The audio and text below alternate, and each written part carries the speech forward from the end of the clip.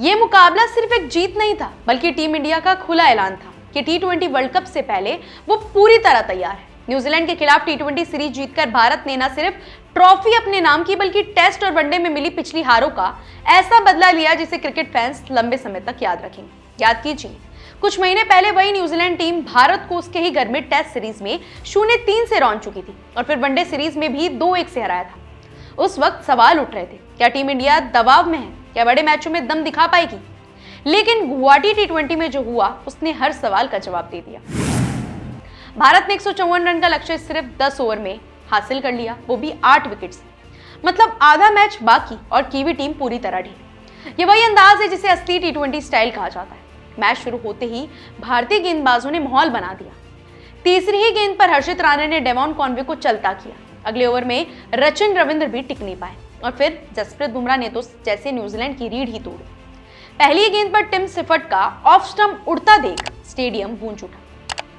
बुमराह ने अपने अनुभव से दिखा दिया कि बड़े मैचों में वो क्यों सबसे ज्यादा खतरनाक गेंदबाज माने जाते हैं। रवि बिश्नोई की वापसी भी शानदार रही और उन्होंने बीच के ओवरों में रन रोककर कीवियों की कमर तोड़ दी।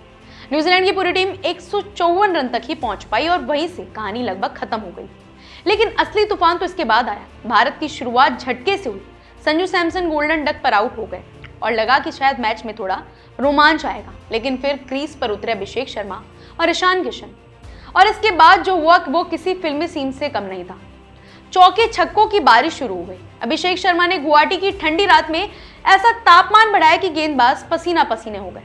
तीसरे ओवर के अंत तक उनका स्ट्राइक रेट करीब 400 पार पहुंच चुका था। सोचिए, T20 इंटरनेशनल में सिर्फ 3 ओवर में भारत की टीम 50 पूरी कर चुकी थी।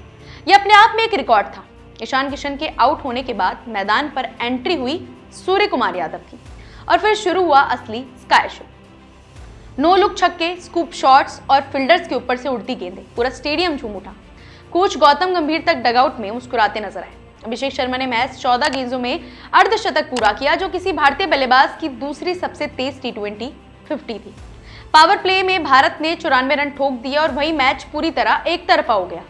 सूर्य कुमार यादव ने भी 25 गेंदों में अर्धशतक जड़ा और 10 ओवर में पूरे होते होते स्कोर बोर्ड बता रहा था भारत जीत चुका है। ये जीत इसलिए भी खास है क्योंकि ये बदले की जीत है।